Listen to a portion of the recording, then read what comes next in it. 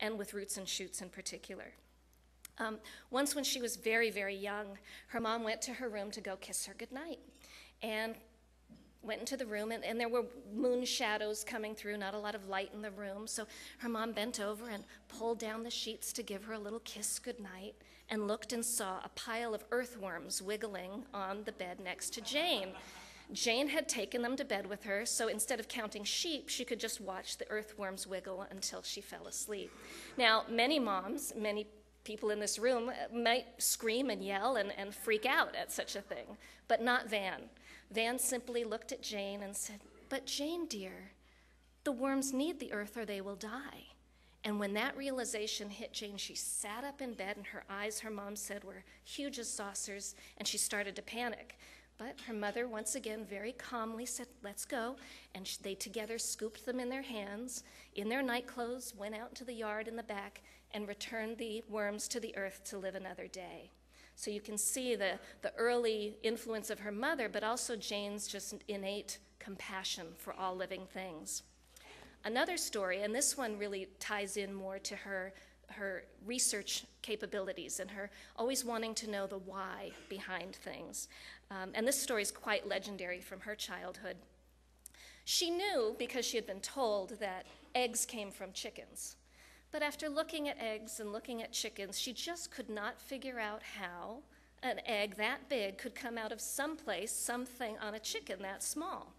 So one day they were with the relatives at the relatives' farm on a family vacation, and Jane decided to go find out the truth and how this happened. So she snuck into a hen house over on one edge of the farm and covered herself with straw and waited and waited and waited for a hen to come in and work its magic. Well, she had forgotten to tell her family that she was going off to do this. And because she's such a focused researcher, even at that age, she didn't hear them screaming and yelling, "Jane, where are you? Jane, Jane."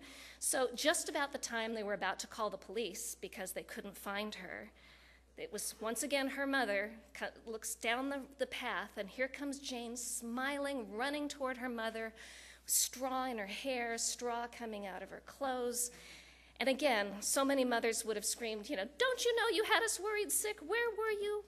But no, not Van. Van just leaned over and listened very carefully and proudly as little Jane explained exactly how and where an egg comes from a chicken.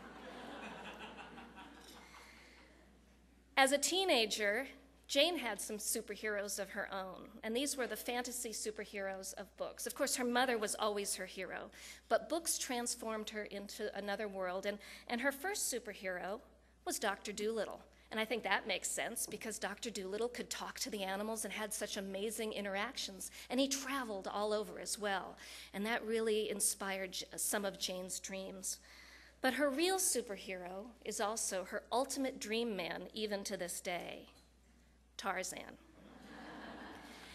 And to this day, Jane still expresses regret that he wound up marrying that other Jane, and to put it in her words, a wimpy one at that.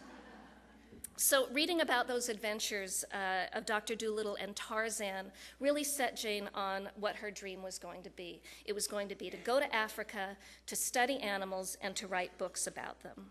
But that really seemed impossible at the time for a gal from such a poor family and also a female at the time, because girls in society at that time just didn't go off and do such things.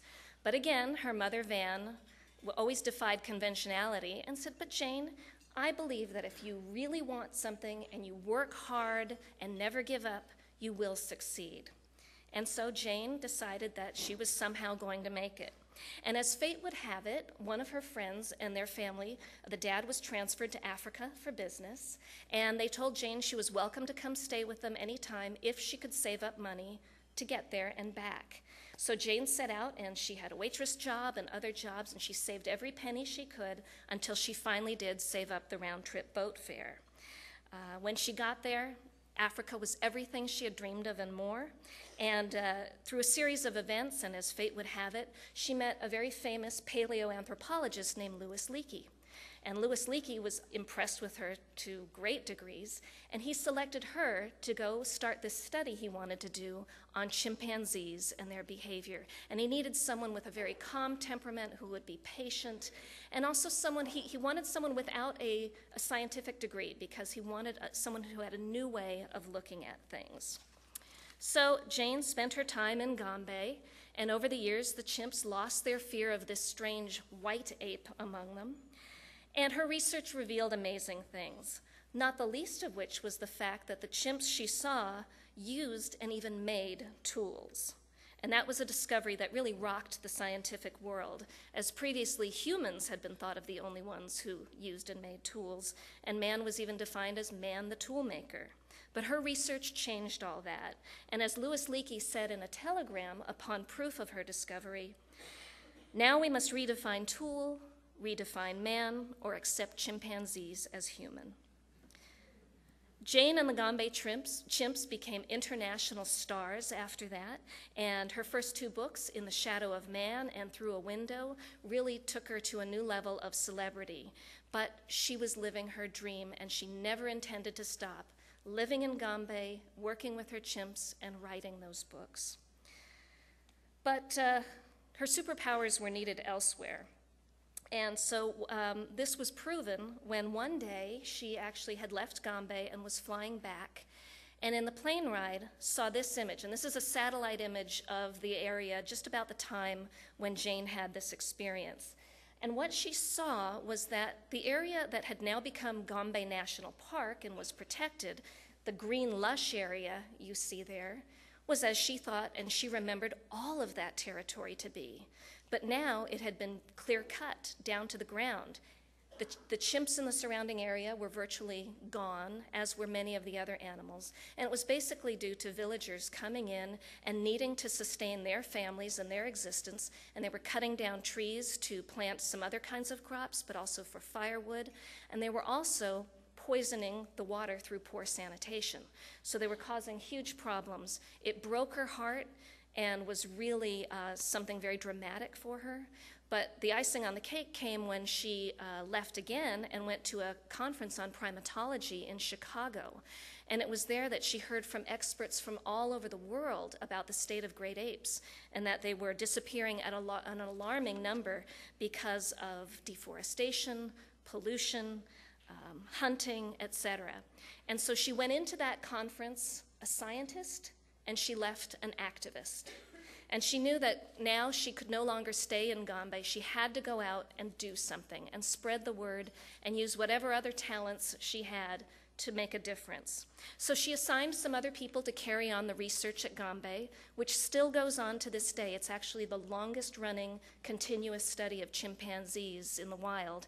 And it's now being carried on predominantly by Duke University. In fact, a few weeks ago, we just opened the Jane Goodall Institute Research Center at Duke University, and it's really exciting for us because they're going to bring all of their cutting-edge science and students to Gombe to really take that 50 years of archives that we have and add to it, but also try to learn new things from it in terms of chimpanzee behavior, climate change, vegetation. There's so many areas that this is going to be revealing on.